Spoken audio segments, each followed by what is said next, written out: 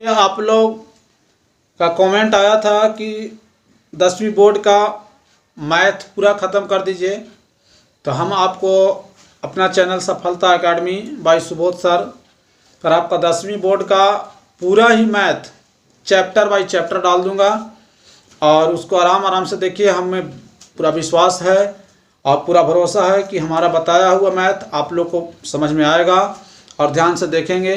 देखिए पहला सवाल क्या कहता है, निम्नलिखित संख्याओं के अभाज्य गुणनखंडों के गुणनफल के रूप में व्यक्त करें। देखिए इस तरह से सवाल दिया हुआ है। अब यहाँ हल करेंगे तो पहला को पहले हल करेंगे। पहला हल करेंगे क्या है, 140 है तो कुछ नहीं करना है, 140 को लघुत्तम निकाल दीजिए। 70 35 5 7 35 इसको लिखिएगा तो 2 गुणे 2 गुणे 5 गुणे 7, लेकिन कह रहा है इस तरह नहीं, दो बार है तो 2 के पावर 2 दे दीजिए गुणा 5 गुणे 7। बताइए कहाँ नहीं समझ में आया होगा, आराम से इसको लिख दीजिए आंसर। अब उसी तरह मान लीजिए 156 दिया हुआ है, 156 तो 2 से 2 7 14 2 8 2 से 2 8 16 78 2 से 2 तिहाई 6 2 9 18 3 से 13 तिया 39, यानी आ गया 2 गुणे 3 गुणे 13। तो इसको क्या करेंगे, 2 के स्क्वायर गुणे 3 गुणे 13 लिख देंगे। आंसर मिलाते जाइएगा, आप लोग को आराम से आंसर मिलते जाएगा। 38 25 है, 38 25 देखिए आराम से 38 पर लास्ट में 5 रहा तो 5 से लगाइए, 5 से तो 35 3 बचा, 5 6 30 50 है 25, फिर 5 से लगाइए, 5 से तो 5 एकम 5 50 है 25, 5 तिहाई 15, फिर देखिए लास्ट में 3 है तो 3 से लगाइए, 3 5 15 3 एकम 3, 3 से 17 तिहाई इक्यावन। तो इसको क्या लिखेंगे, इसको लिखेंगे क्या, यहाँ 5 गुणे 5 गुणे 5 गुणे 5 गुणे 3 गुणे 3 गुणे 17, यानी 5 देखिए 2 बार है तो 5 के पावर 2 और 3 2 बार है तो 3 के पावर 2 गुणे 17। इस तरह से आप आंसर मिलाइए। अब अगला देखिए, अब देखिए इसका चौथा क्या कहता है। देखिए चौथा हल कर रहे हैं, चौथा में दिया है, चौथा में क्या दिया है 5005। अब इसको भी उसी तरह 5 से निकालिए, 5 एकम 5 फिर 5 एकम 5। अब यहाँ पास देखिएगा तो आपको लगेगा कितना से लगाएं, 11 से लगा दीजिए, 11 9 99, 11 एकम 1 11, फिर उसके बाद लगाइए कितना से 13 7 91, 13 7 91 हो गया। अब इसी को कहा लिखेंगे 5 गुणे 11 गुणे 13 गुणे 7। देखिए इसी में एक पांचवा सवाल दिया है, कितना दिया है बुक में दिया 74 29 दिया है, 74 29 दिया है, 74 29 दिया है। तो 74 29 को कैसे निकालेंगे, ऐसे लिख दिए 74 29। अब देखिए याद रखिएगा लास्ट में 9 है तो इतना जरूर याद रखिएगा, या तो 17 से वो लगेगा, या तो 19 से लगेगा, या 23 से लगेगा। 17 से लगा के देखिए, 17 से 17 चौका 68, 17 चौका 68 6, 17 तिया 51, 17 तिया 51, 17 7 19 से 17 से तो हो गया। फिर उसके बाद देखिए अगर लास्ट में 7 है तो 19 से देखिए 19 से क्या होगा, 19 गुणे 38, 19 तिया 57 हो गया। अब देखिए आपको कितना गया 17 गुणे 19 गुणे 23। हमें विश्वास है आराम से, जिसे देखिए 140 दिया हुआ था ना उसको लघुत्तम निकाल दिए। निकालने के बाद जितना बार जैसे इसमें देखिए दोबारा कोई अंक ना आया है तो इसे छोड़ दिए, आराम से आंसर इसको लिख दिए। और मान लिया जाए अगर दोबारा जो अंक आया था 156 में तो उसको दोबारा लिखे थे। हमें पूरा विश्वास है कि आपको पूरा मैथ समझ में आएगा।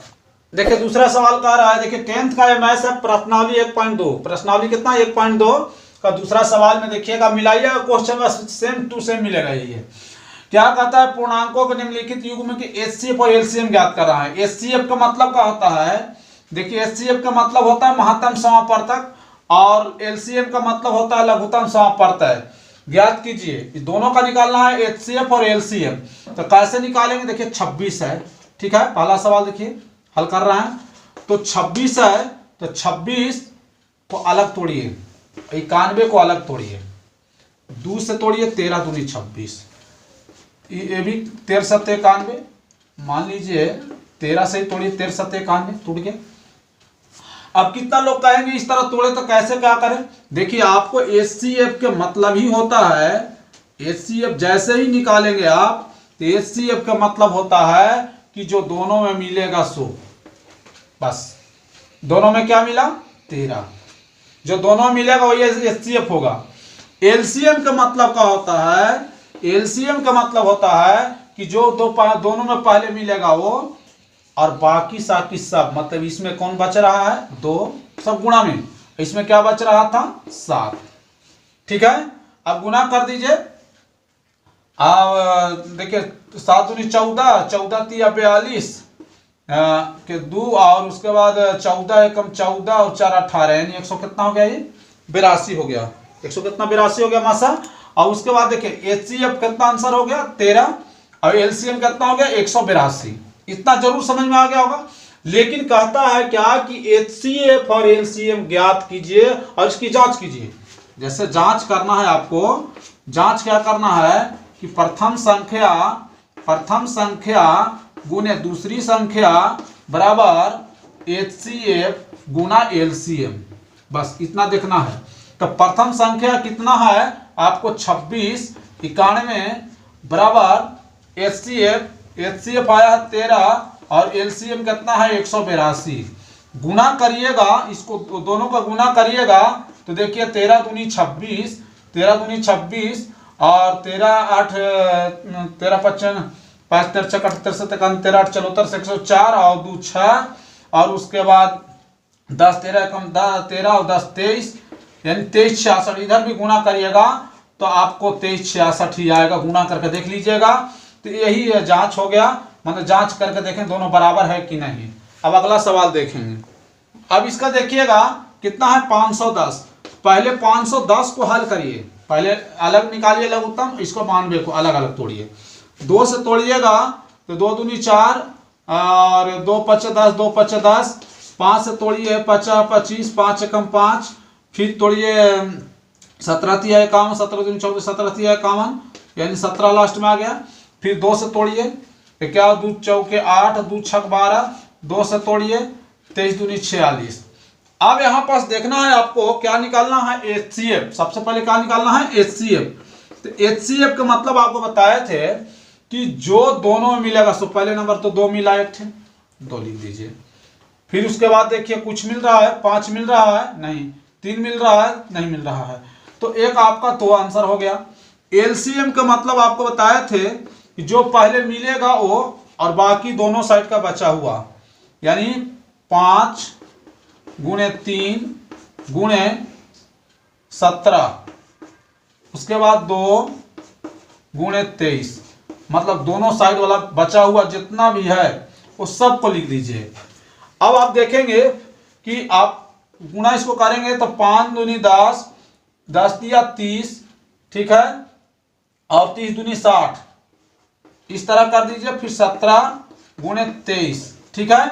जब इतना करने के बाद अब आप देखेंगे दूसरा सवाल में कि आपको गुणा जो है आपका जो LCM जाएगा 23 46 0, 23 46 0 माने 23 साथ 4 गुणा करिएगा 23 46 और 0, इतना LCM आ गया।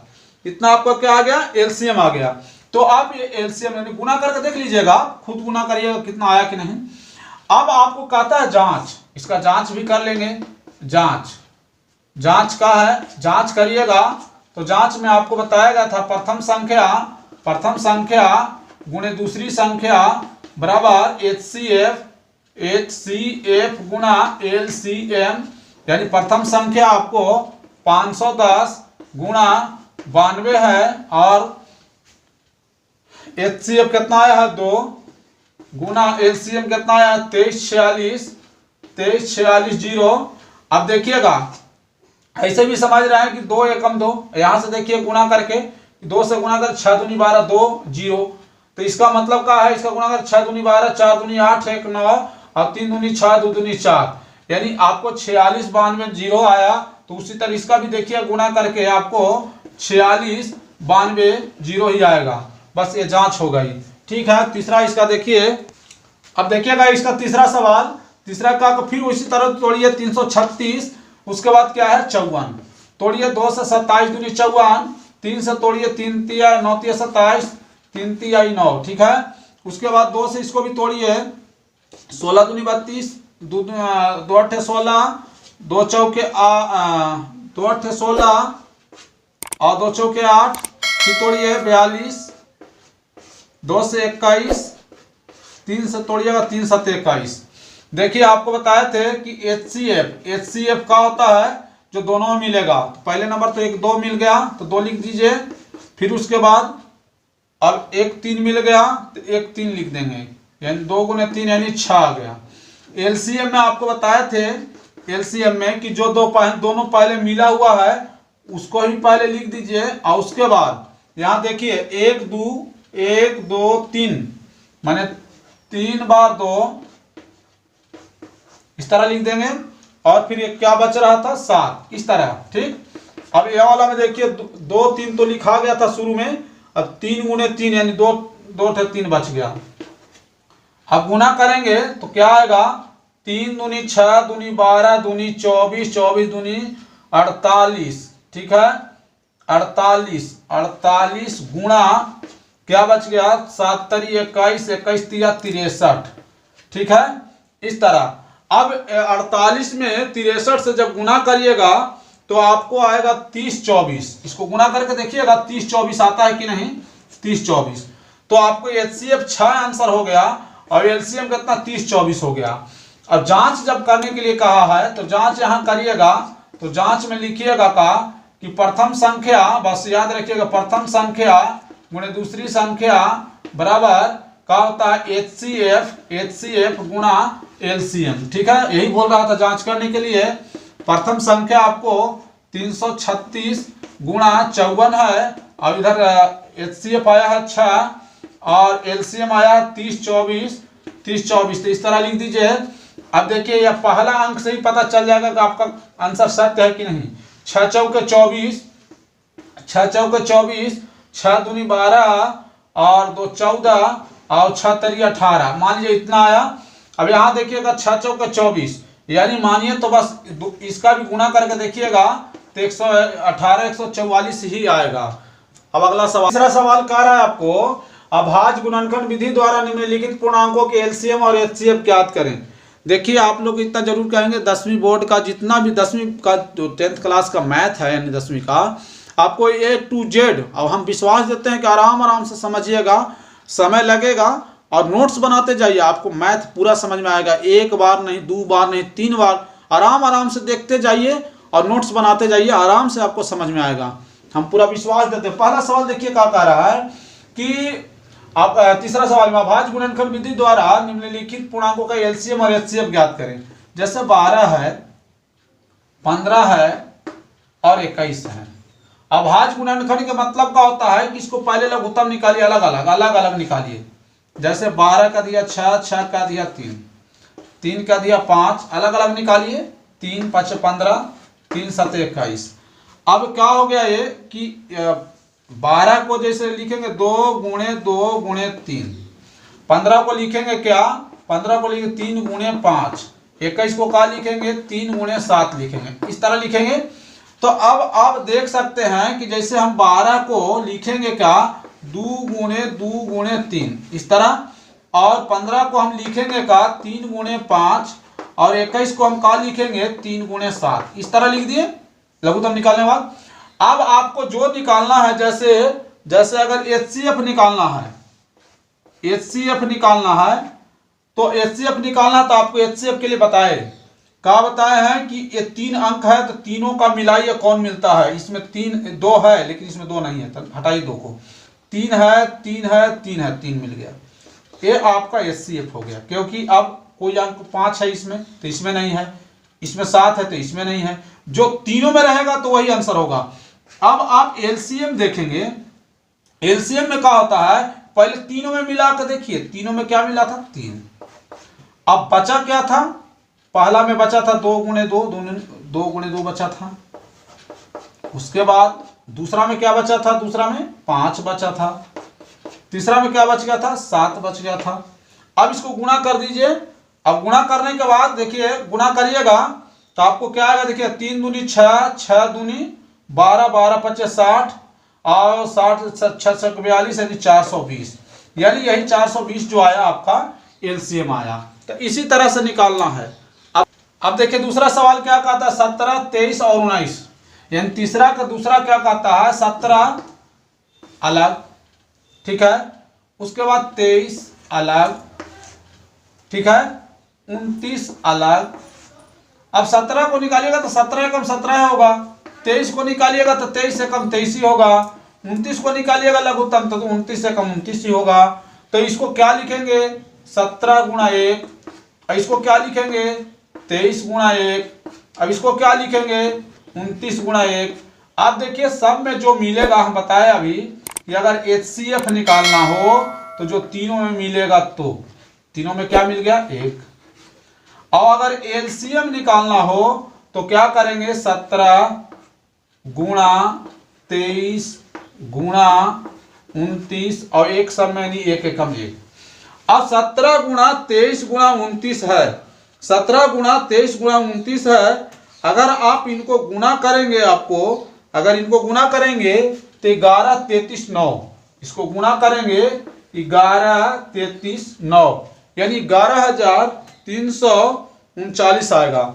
देख गुना करके देख लीजिए, देखिए गुना करना आपका काम है, हम नियम बताएंगे। तीसरा देखिए, तीसरा क्या कह रहा है 8, 8 के ही निकालिएगा। जैसे 8 को अभाज्य गुणनखंड में लिखिएगा तो ऐसे भी डायरेक्ट लघुत्तम नहीं निकालने का मान है तो ऐसे भी लिख सकते, 2 दूनी 4 दूनी 8, लघुत्तम निकाल को भी कर सकते हैं। 9 को लिखिएगा तो 3 तिहाई 9, 25 को लिखिएगा तो 50 25, ठीक है। अब देखिए तीनों, अब देखिए आपको बताया थे HCF, अब कुछ नहीं मिल रहा तो देखिए यहाँ 1 लिख दीजिए लास्ट में, कोई दिक्कत नहीं। क्या है कि आप जानते हैं किसी संख्या में 1 से गुना करने या 1 से भाग देने पर संख्या का मान बदलता नहीं है। जैसे मान लिया जाए आपको 8 है, 8 में 1 से गुना करिएगा तो 8 एकम 8 रहेगा, अगर 8 में 1 से भाग भी दीजिएगा तो 8 एकम 8 रह जाएगा। यानी किसी संख्या में 1 से गुना करें या 1 से भाग देने पर उसका मान नहीं बदलता है। तो अब हम क्या कहेंगे, HCF सब में 1 लिख देंगे, यानी और उसके बाद LCM निकालना है तो 1 मान नहीं लेंगे, उसके बाद 2 दूनी 4 दूनी 8 और 3 तिहाई 9 और उसके बाद क्या है 50 25। अब इसको गुना करेंगे तो 25 8 200 गुणा 9, यानी 9 दूनी का हो गया 1800, यानी इसका लघुत्तम निकाले तो कितना आया 1800। तो LCM आपको पता हो गया कि 1800 है। हम विश्वास देंगे कि आपको समझ में आ रहा होगा। अब चौथा सवाल देखिए इस तरह दिया है, क्या दिया है कि HCF 306,657 बराबर 9 दिया है।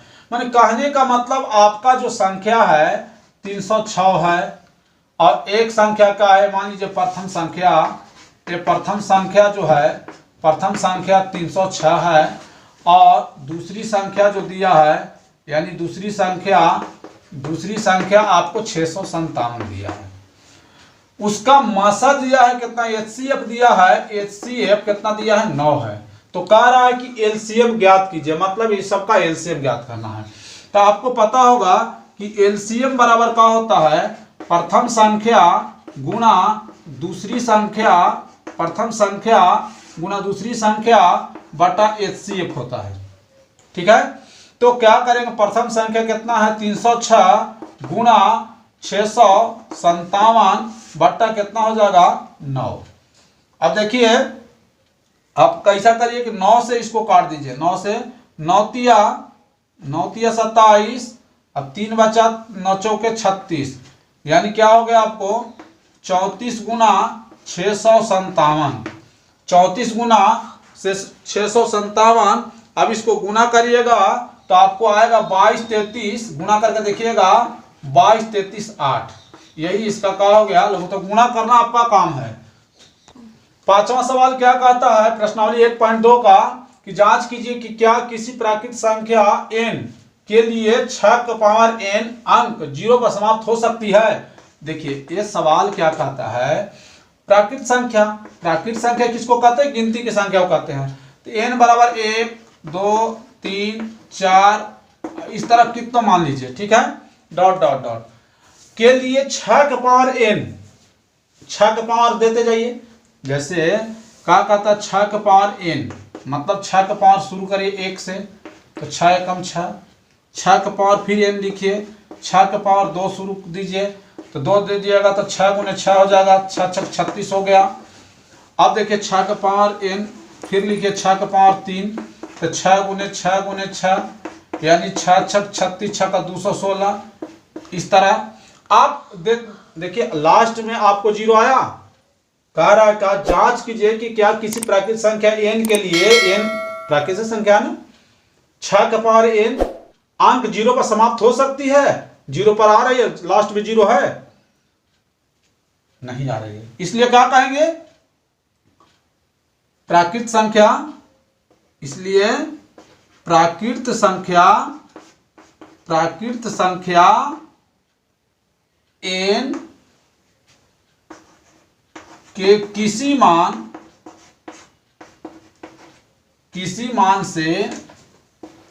मान को रखने पर, ऐसे लिख सकते हैं। इसलिए प्राकृत संख्या n के किसी मान को 6 का पावर n पर रखने से 0 पर समाप्त नहीं हो सकती है, समाप्त नहीं हो सकती है, इस तरह से लिख दीजिए और यही हो गया है आपका आंसर। अब छठा सवाल क्या कहता है, कह रहा है कि आप व्याख्या कीजिए कि 7 गुने, देखिए पहला संख्या क्या है, प्रथम संख्या, देखिए प्रथम संख्या क्या है, 7 गुने 11 गुणे 13 जोड़ 13, ठीक है। अब इसको गुणा करके देखिए, 7 11 7 77, 77 गुणे 13 प्लस 13। अब इसको गुणा करिए, 13 7 91, 13 7 91, हाथ में 9, 13 7 91, 91 और 9 100 हो गया, प्लस 13, मतलब क्या हो गया, 1001 और 13 1014, ठीक है। अब दूसरी संख्या क्या है, दूसरी संख्या क्या कहता है, दूसरी संख्या है 7 गुने 6 गुने 5 गुने 4 गुणे 3 गुणे 2 गुणे 1 जोड़ कितना है 5। अब देखिएगा, अब यहां से गुना करिए, 2 एकम 2, 3 दूनी 6, 6 चौके 24, 24 पच्चे 20 से, और 7 छक 42, 7 छक 42 120 जोड़ 5, गुना करिए, 12 दूनी 24, हाथ में 2, 12 48 और 2 50, ठीक है, यानी 50 40 प्लस 5 कितना हो गया 50 45। अब क्या कहता है, पहले देखिए व्याख्या कीजिए कि इतना 7 गुने 11 गुने 13 जोड़ 13 और ये गुणा भाज्य संख्याएं क्यों है। तो अब आप देखिए भाज्य संख्या है, ये दोनों भाज्य संख्या क्यों है, क्योंकि ये 2 से विभाज्य हो जाएगा, ये 5 से विभाज्य हो जाएगा। तो लिखेंगे का कि प्रथम संख्या जो है, प्रथम संख्या, चूंकि प्रथम संख्या 2 से तथा दूसरी संख्या 5 से, यानी 2 से कट जाएगा पूरा, ये 5 से कट जाएगा, दूसरी संख्या 5 से विभाज्य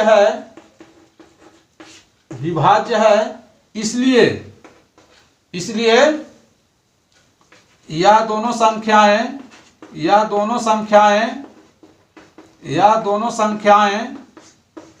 भाज्य है, यह दोनों संख्याएं भाज्य होगी, ठीक है, इन दोनों संख्या क्या होगी, भाज्य होगी, यह आंसर होगा।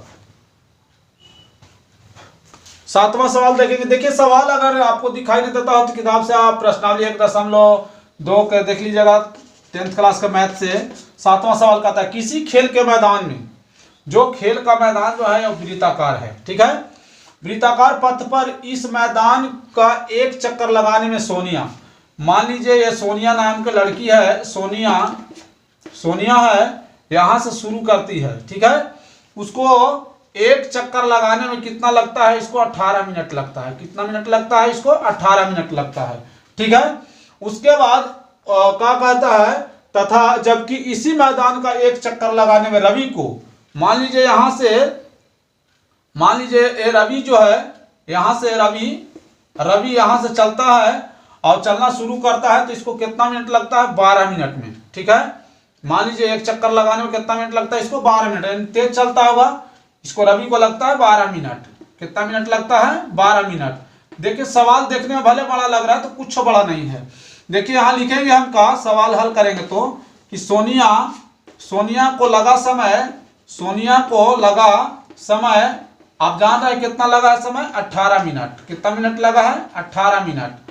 ठीक है, और रवि को जो लगा समय है, रवि को लगा समय यानी एक चक्कर में जो लग रहा है समय, रवि को कितना मिनट लग रहा है, 12 मिनट। अब कहता है कि ऐसा समय निकालिए जो दोनों प्रारंभिक स्थान पर एक साथ मिले। मतलब अगर सोनिया यहां से चालू की है तो यहां पास रवि मिले, और रवि से अगर जोड़िएगा तो रवि से सोनिया भी यहीं मिले इकट्ठे दोनों। तो कब मिलेगा, तो आप ऐसा करिए कि 12 और 18 जो है, ये दोनों का अभाज्य गुणनखंड पहले देख लीजिए। ठीक है, और देखने के बाद इसका लसन निकाल दीजिए। इस तरह से निकाल दिए, 2 9 18, 3 3 9 निकाल दिए। अब उसके बाद आपको बताए थे कि एलसीएम निकालने, एलसीएम क्यों निकालेंगे, क्योंकि दोनों का प्रारंभिक स्थान पर मिलने के लिए कह रहा है, प्रारंभिक स्थान पर कब मिलेंगे। तो कहने का मतलब एलसीएम निकलता है तो पहले नंबर क्या करते हैं, जो मिलता है दोनों में, 2 मिल गया, 2 नहीं मिला, अच्छा 3 1 मिल गया, ये वाला ये मिल गया। अब यहाँ छूट गया 1 2 और 1 3 यहाँ छूट गया। यानी एलसीएम का मतलब ही होता है पहले दोनों में जो मिलेगा से, तो 1 थे 2 और 1 थे 3 दोनों मिला है, तो 1 2 और 1 2 1 3 बच गया था, वो लास्ट में लिख देंगे। एलसीएम में शुभ सब लिखाता है, एचसीएम में खाली जो मिलता है वही लिखाता है। 3 दूनी 6 और 3 दूनी 6, 6 6 36, यानी 36 मिनट के अंतराल पर वो दोनों एक दूसरे को आराम से मिल लेंगे। यही आंसर हो गया आपका।